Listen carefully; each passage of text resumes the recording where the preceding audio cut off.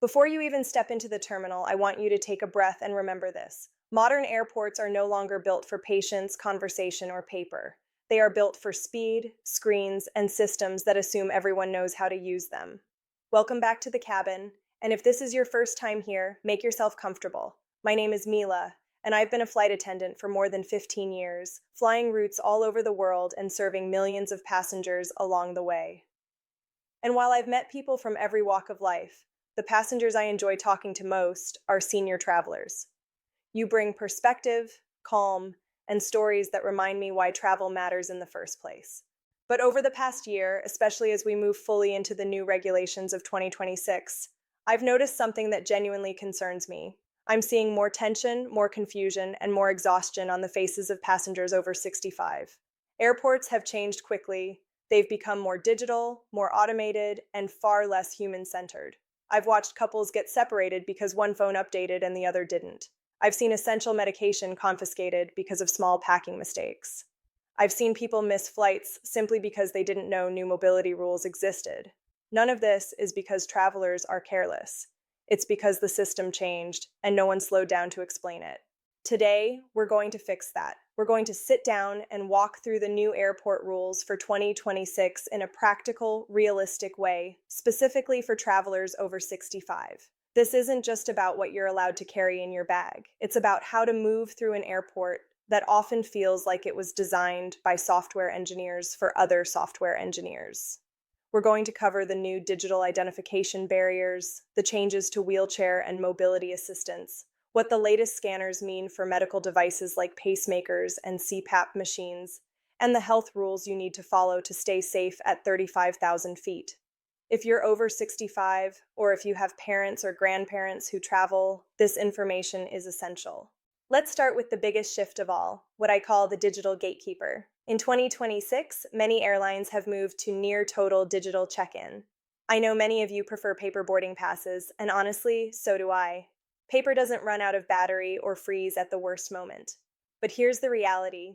At major hubs like Atlanta, Newark, and Dallas, kiosks now prioritize facial recognition and app-based check-in. You are still legally entitled to a paper boarding pass, but you often have to actively ask for it. Here's the rule that matters. If you don't use a smartphone or don't want to use the airline app, do not get in the express or bag drop line. Those lanes are designed for digital users only.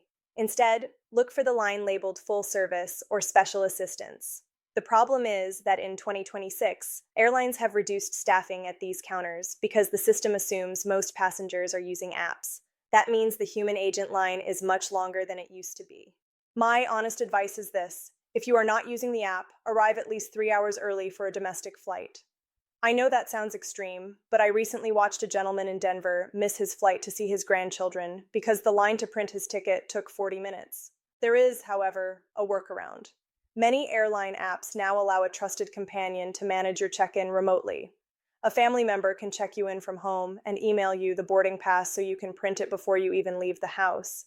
That printed paper becomes your safety net against frozen screens and confusing kiosks. And once you've mastered the digital gatekeeper, the next challenge you must prepare for involves mobility, distance, and the quiet changes that can make or break your trip.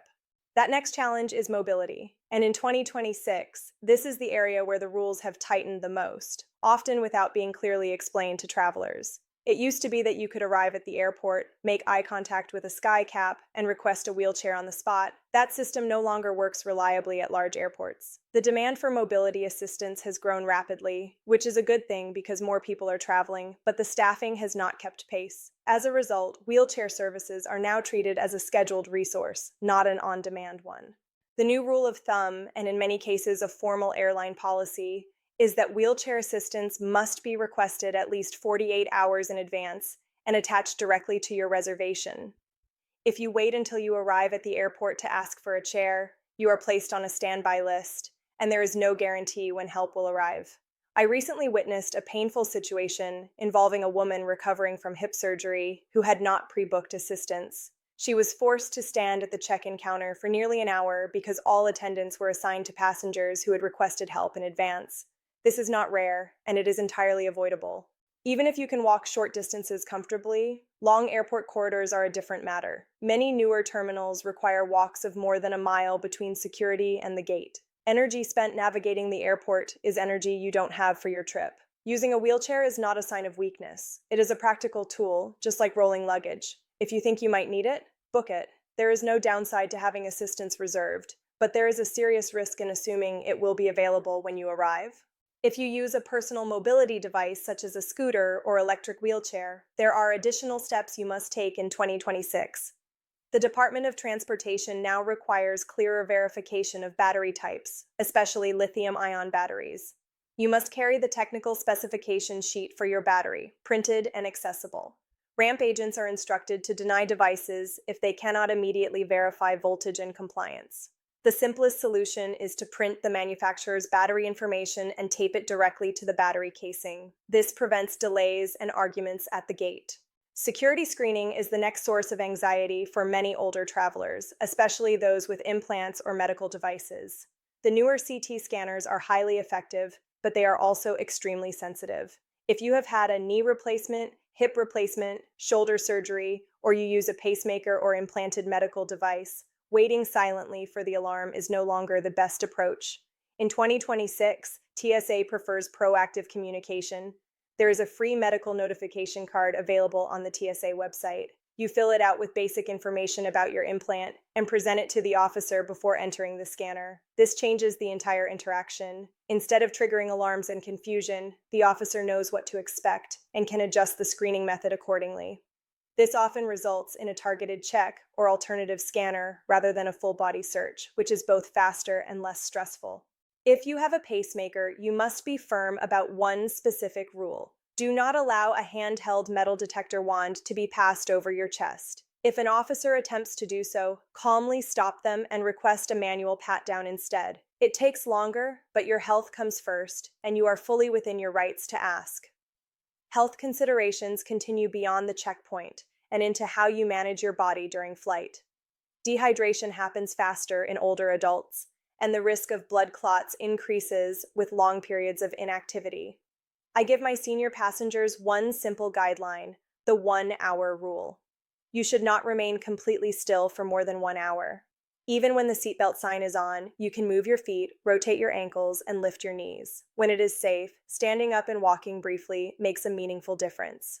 Compression socks are no longer optional. Graduated compression socks, ideally in the 20-30 mm charring range, help prevent blood pooling and dizziness upon standing. Modern versions are comfortable and discreet, and they work best when put on before arriving at the airport. All of these preparations are about preserving strength and control, because the next set of challenges comes not from physical strain, but from medication rules and documentation that many travelers still misunderstand. That misunderstanding becomes especially dangerous when it comes to medication, because the rules are precise and the consequences of getting them wrong can affect both your trip and your health. One of the biggest sources of confusion is the liquid rule. The standard 3.4-ounce limit does not apply to medically necessary liquids, and this includes insulin, liquid medications, nutritional supplements, and ice packs used to keep prescriptions cold. However, in 2026, these items must be separated clearly during screening. If they are buried in a carry-on or mixed with toiletries, they slow everything down and increase the chance of extra questioning. Another common habit that causes problems is the use of daily pill organizers. They are convenient at home, but they create serious issues at security and customs, especially on international trips. With stricter drug enforcement in many countries, loose pills without labels raise immediate red flags. Border officers are trained to treat unidentified medication cautiously, even when there is no bad intent. The safest and smartest option is to keep all prescriptions in their original containers with your name, the medication name, and dosage clearly printed. It takes more space, but in an emergency, that label can guide medical professionals quickly and accurately. A box marked Tuesday cannot. Health management continues once you're on board. Cabin air is dry, and dehydration hits older bodies faster than most people realize. Drink water regularly, even if it means more trips to the lavatory. That movement is beneficial. Long periods of sitting increase the risk of blood clots, so gentle motion matters. Flex your feet, rotate your ankles, and lift your legs when seated. When it's safe to stand, take a short walk. These small actions significantly reduce risk over long flights. Technology also plays a growing role in safety. If you wear a smartwatch, enable fall detection and location sharing with a trusted family member. Airports are crowded, and a simple stumble can turn into a serious problem if you're alone. I've seen situations where a watch alert led to help arriving within minutes. For solo travelers, this feature is not a luxury, it's a safety net. As travel becomes more automated, airlines have also introduced new companion options designed to reduce anxiety, especially for seniors who prefer support navigating large terminals. Understanding how to access that support can change the entire experience, because no one should feel rushed or alone in an environment that moves this fast. That support comes in a form many travelers don't realize exists, and in 2026, it has become one of the most underused tools for senior comfort. Airlines now offer what is called a non-passenger escort or gate pass, allowing a family member to accompany you through security and all the way to the gate, even though they are not flying. This option used to be difficult to obtain and inconsistently applied, but many airlines have now formalized it specifically for seniors and travelers who need assistance or reassurance. If navigating a large terminal alone feels overwhelming, or if you are helping an older parent travel solo, this pass can make an enormous difference. The companion must show valid identification at the check-in counter, and the request must be made clearly. It will not be offered automatically. You need to say, "I would like to request a gate pass for my companion to assist me to the gate." Once issued, that pass functions like a boarding pass, allowing your companion to go through security, help you get food or water, sit with you at the gate, and stay until you begin boarding. For many seniors, this single change removes most of the anxiety from flying. As helpful as that support is, it doesn't eliminate the physical demands of travel, which increase noticeably in your 60s, 70s, and 80s. Cabin air is thinner and drier, and dehydration can sneak up quickly. Older bodies feel the effects sooner, which is why consistent hydration is essential. Sip water throughout the flight, even if it feels inconvenient. Standing up to use the restroom is not a problem, it's a benefit. Movement helps circulation and reduces the risk of deep vein thrombosis. This is where compression socks matter. Not regular socks, but graduated compression socks in the 20 to 30 millimeter HG range. They support blood flow, reduce swelling, and help prevent dizziness when standing after long periods of sitting. Modern versions are comfortable and discreet, and they work best when worn before arriving at the airport, not halfway through the flight. Technology can also serve as a quiet safety partner. Smartwatches with fall detection and location sharing add a layer of protection, especially for solo travelers. Airports are busy, and restrooms, escalators, and long corridors can be disorienting. If a fall occurs and you cannot reach help, automated alerts can bring assistance quickly. I've seen this technology shorten response times dramatically, turning what could have been a serious incident into a manageable situation. All of these measures help protect your body, but financial and logistical traps still remain, especially with how airlines now price tickets and manage seating. Understanding those details is just as important as managing your health, because one poor booking choice can turn a manageable trip into an exhausting ordeal. That ordeal often begins at the moment you buy your ticket, because airline pricing in 2026 has become increasingly fragmented and confusing. One of the biggest traps for older travelers is basic economy. It looks like a bargain on the screen, but it quietly removes choices that matter more as we age. Basic economy usually does not allow seat selection, which means you could be placed in a middle seat far from the lavatory, often in the back of the plane. That can be uncomfortable at best and stressful at worst. Paying a little more for main cabin or economy plus gives you control over where you sit, and choosing an aisle seat can make a significant difference in comfort, mobility, and peace of mind. Another reality that many passengers don't realize until it's too late involves overhead bins. Flight attendants are not required to lift bags into the overhead compartments. Many of us do it out of kindness, but injuries are common, and when we are restricted, we simply cannot help. If you have shoulder pain, back issues, or limited strength, lifting a heavy carry-on above your head is a risk you shouldn't take. Checking a bag may cost a fee, but that fee is often far less than the cost of an injury that could ruin the rest of your trip. Identification rules are another area where seniors sometimes get caught off guard. As of full enforcement of the Real ID Act, non-compliant driver's licenses are no longer accepted for domestic flights. If you no longer drive or have an older license without the required star marking, you must use a state-issued non-driver ID or a valid passport. It's also important to check passport expiration dates early. Renewal times can take 2 months or longer, and some countries require passports to be valid for at least 6 months beyond your travel dates. If your appearance has changed significantly since your photo was taken, bringing a secondary form of identification is a smart precaution. Layovers deserve special attention as well. Airlines now sell very tight connections that look efficient on paper, but are unrealistic for many travelers. A 35-minute layover in a large airport is not practical if it takes 15 minutes just to exit the plane. For travelers over 65, a safer minimum is 90 minutes for domestic connections and at least 2.5 hours for international ones. That buffer gives you time to walk at a comfortable pace, use the restroom, eat, and handle unexpected gate changes without panic. Sensory overload is another hidden challenge. Modern airports are loud, bright, and crowded. If you wear hearing aids, the constant noise can be overwhelming, and Bluetooth devices may briefly disconnect near security scanners. This is normal and usually resolves quickly, but always carry spare batteries or charging cases in your carry-on.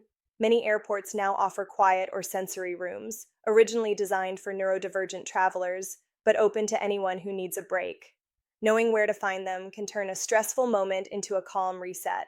All of these choices affect comfort and safety, but the final layer of protection involves planning for what happens beyond the airport itself, especially when it comes to connections, coverage, and traveling alone. That final layer is about protection and communication, especially when travel takes you far from home. Many travelers are surprised to learn that Medicare does not cover medical care outside the United States. If something serious happens overseas, the financial consequences can be overwhelming. Travel medical insurance is not optional. In 2026, insurance policies are more selective, particularly around pre-existing conditions. Most plans include a look-back period, often between 60 and 180 days. If you had a medication change or a doctor's visit during that window, coverage could be denied unless you purchased a policy that includes a pre-existing condition waiver. The safest approach is to buy insurance within 14 days of booking your trip, which is when most waivers are available. For those traveling alone, communication is just as important as insurance.